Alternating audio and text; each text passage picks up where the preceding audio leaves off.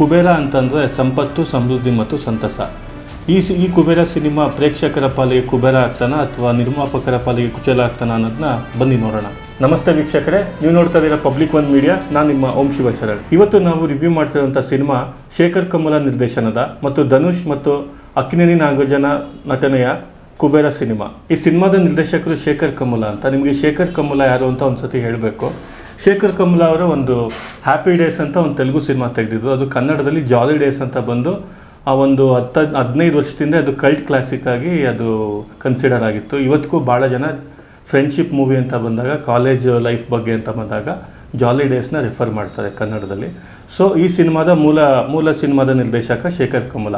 ಇವ್ರ ಸಿನಿಮಾ ಯಾವಾಗಲೂ feel good ಫ್ಯಾಕ್ಟರಲ್ಲೇ ಅವರು ಆ ಜಾನ್ರದಲ್ಲೇ ಹೋಗಿದಂಥ ಮನುಷ್ಯ. ಫಾರ್ ದಿ ಫಸ್ಟ್ ಟೈಮ್ ಅವರು ಒಂದು ಥ್ರಿಲ್ಲರ್ ಅಂಶಗಳಿರುವಂಥ ಮತ್ತು ಮಾಸ್ ಎಲಿಮೆಂಟ್ಸ್ ಇರುವಂಥ ಸಿನಿಮಾ ತೆಗೆದಿದ್ದಾರೆ. ಸೊ ಅಲ್ಲಿ ನಿಮಗೆ ಧನುಷ್ ಮತ್ತು ನಾಗಾರ್ಜುನ ಇಬ್ಬರದ್ದು ತಾರಾಗಣ ಇದೆ. ಇಬ್ಬರು ಅವರವರ ರಾಜ್ಯದಲ್ಲಿ ನಿಮಗೆ ಗೊತ್ತಿರೋ ಹಾಗೆ ಅವರು ಇಬ್ಬರು ಸೂಪರ್ ಸ್ಟಾರ್ಸೇ. ಸೊ ಅವರಿಬ್ಬರನ್ನೂ ಒಂದೇ ಕಡೆ ಒಂದು ಸ್ಕ್ರೀನಲ್ಲಿ ತಂದು ನಿಲ್ಲಿಸೋದು ಎಷ್ಟರ ಮಟ್ಟಿಗೆ ಯಶಸ್ವಿಯಾಗಿದ್ದಾರೆ ಅಂತ ನಾವು ನೋಡಬೇಕು. ಮೊದಲಿಗೆ ಕತೆ ವಿಚಾರಕ್ಕೆ ಬರೋದಾದರೆ ಇದೊಂದು ಸೋಷಿಯೋ ಪೊಲಿಟಿಕಲ್ ಥ್ರಿಲ್ಲರ್ ಅಂತ ಹೇಳ್ಬೋದು. ಸಿನಿಮೆಯ ಶೈಲಿಯಲ್ಲಿ ಹೇಗೆ ತೋರಿಸ್ಬೇಕು ಹಾಗೆ ತೋರಿಸಿದ್ದಾರೆ.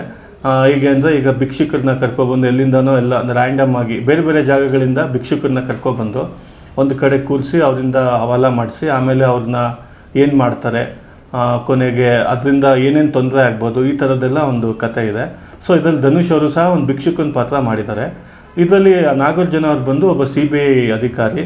ಅವರಿಗೆ ಏನೋ ಒಂದು ಅನಿವಾರ್ಯ ಕಾರಣಗಳಿಂದ ಈ ಥರ ಒಂದು ಹವಾಲ ಕೆಲಸಕ್ಕೆ ಕೈ ಹಾಕ್ತಾರೆ. ನಾನು ಮೊದಲೇ ಹೇಳಿದಾಗೆ ಆ ಭಿಕ್ಷುಕರನ್ನ ಕರ್ಕೊಬಂದು ಹವಾಲ ಎಲ್ಲ ಮಾಡಿಸಾದ್ಮೇಲೆ ಅವ್ರನ್ನ ಏನು ಮಾಡ್ತಾರೆ, ಇದರಿಂದ ಧನುಷ್ ಅವರ ಜೀವನದಲ್ಲಿ ಏನೇನೆಲ್ಲ ಬದಲಾವಣೆ ಆಗುತ್ತೆ ಅನ್ನೋದೇ ಸಿನಿಮಾದ ಕತೆ.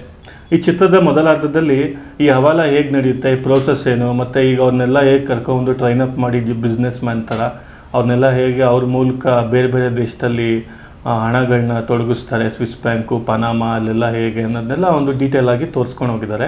ಸೊ ಫಸ್ಟ್ ಹಾಫ್ ಪೂರ್ತಿ ಈ ವರ್ಡ್ ಬಿಲ್ಡಿಂಗಲ್ಲೇ ಮುಗಿದೋಗೋದ್ರಿಂದ ಸ್ವಲ್ಪ ನಿಮಗೆ ಅಲ್ಲಲ್ಲಿ ಸ್ಲೋ ಅನಿಸುತ್ತೆ. ಎರಡನೇ ಅರ್ಧದಲ್ಲಿ ಸಿನಿಮಾದ್ದು ಒಂದು ಥ್ರಿಲ್ಲರ್ ಅಂಶ ಏನಂದರೆ, ನಾನು ಅಡ್ವೆಂಚರ್ ಮತ್ತು ಥ್ರಿಲ್ಲರ್ ಅಂತ ಏನು ಹೇಳಿದೆ, ಆ್ಯಕ್ಷನ್ಸ್ ಎಲ್ಲ ಅದೆಲ್ಲ ಎರಡನೇ ಭಾಗದಲ್ಲಿ ಚೆನ್ನಾಗಿ ಅದು ಓಪನ್ ಅಪ್ ಆಗುತ್ತೆ.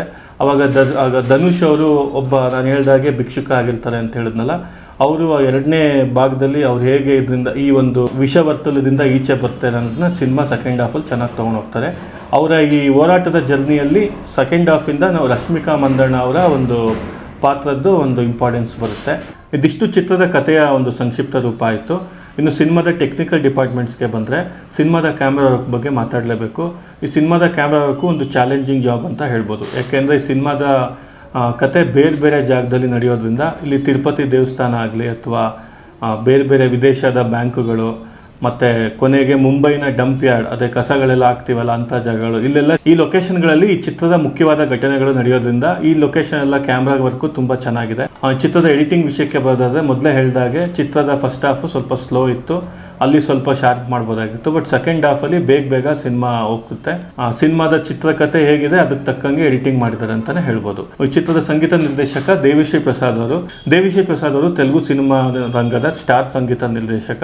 ಸೊ ಅವರಿಗೆ ಇದು ಏನು ಚಾಲೆಂಜಿಂಗ್ ಜಾಬ್ ಇಲ್ಲ, ಅವ್ರಿಗೆ ಏನು ಕೆಲಸ ಇದನ್ನು ಚೆನ್ನಾಗಿ ಮಾಡ್ಕೊಂಡು ಹೋಗಿದ್ದಾರೆ. ಒಟ್ಟಾರೆ ಈ ಸಿನಿಮಾ ಬಗ್ಗೆ ಹೇಳಬೇಕು ಅಂದರೆ, ನಿರ್ದೇಶಕ ಶೇಖರ್ ಕಮಲ್ ಅವರು ತಮ್ಮದಲ್ಲದ ಜಾನ್ರನ ಚೆನ್ನಾಗಿ ಎಕ್ಸ್ಪ್ಲೋರ್ ಮಾಡಿದ್ದಾರೆ ಅಂತ ಹೇಳ್ಬೋದು. ಪೂರ್ತಿ ಆ್ಯಕ್ಷನ್ ಫಿಲಮ್ ಅಂತಲೇ ಅಲ್ಲ, ಮಧ್ಯ ಧನುಷ್ ಅವರ ಸೋಲೋ ಜರ್ನಿ ಟೈಮಲ್ಲಿ ಆ ಶೇಖರ್ ಕಮಲ ಟಚ್ಚು ಅದರಲ್ಲೆಲ್ಲ ಇದೆ. ಎಮೋಷನ್ ಸೀನ್ಸಲ್ಲೆಲ್ಲ ಶೇಖರ್ ಕಮಲ ಅವರ ಒಂದು ಟಚ್ಚು ಈ ಸಿನಿಮಾದಲ್ಲಿ ನಿಮಗೆ ನೋಡೋಕ್ಕೆ ಸಿಗುತ್ತೆ.